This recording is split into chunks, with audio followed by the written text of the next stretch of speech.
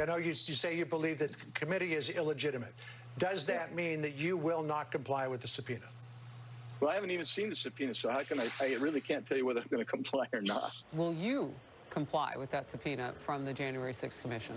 Well, Harris, I haven't seen it either. They haven't given me the subpoena, which is, amazing because the press has had information, knowledge of this for 24 hours almost now. I still have yet to see the subpoena. Take a look at the subpoena when we get it, and we'll go from there. It's been about 30 hours since the January 6th committee issued subpoenas to 5 sitting House Republicans, including the minority leader, Kevin McCarthy.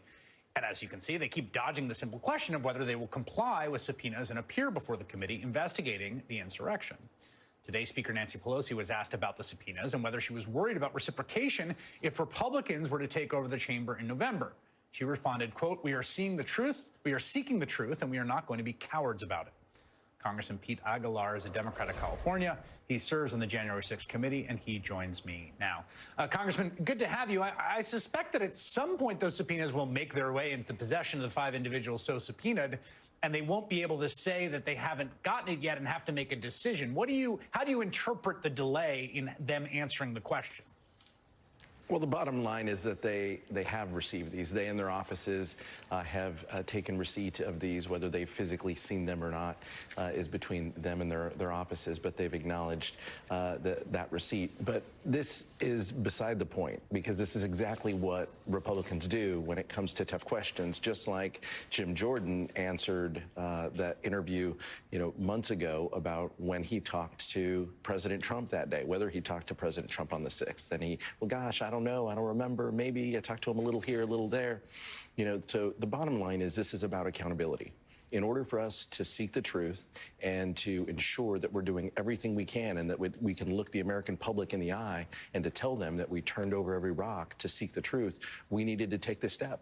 And unfortunately, the Republican leadership and the Republican members had not complied to the letters that we sent, so we had to take this step.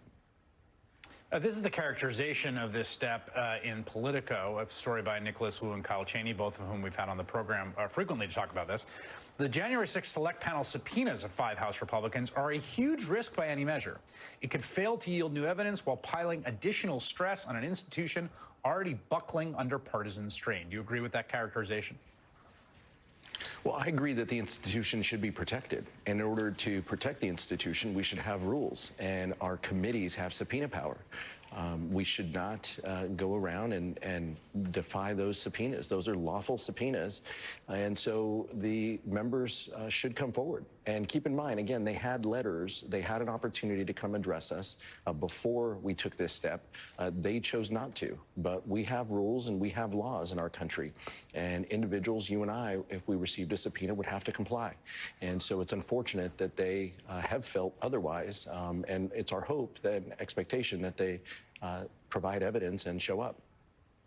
I mean, we should note here, and again, I don't think there's a comprehensive list that's been publicly kept of who has and hasn't, how many people have been either invited voluntarily or subpoenaed to come give testimony, how many have complied, how many have not. But, it's running in the 99% range, as I understand it. I mean, even individuals like Ali Alexander, who himself was an organizer of the Stop the Steal rally, himself who said that he coordinated with Congressman Andy Biggs, who's now hemming and hawing about, they've come and given testimony to your committee. That has been the overwhelming norm for everyone across the political and ideological spectrum.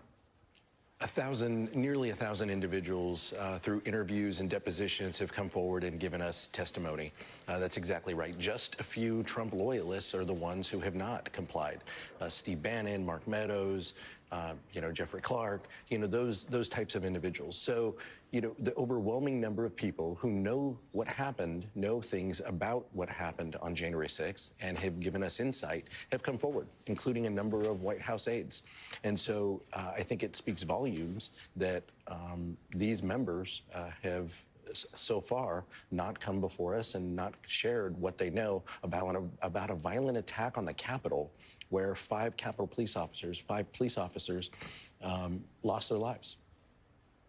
It always strikes me, I mean, having covered Jim Jordan for a while now, and he's a colleague of yours, he seems like he likes to talk. He's a talker. he likes to get them. Like, just seems like, you know, go talk to your colleagues, like under oath. And if if you're worried about something, just take the fifth. That's your legal right. But just, you're not a reticent or shy dude.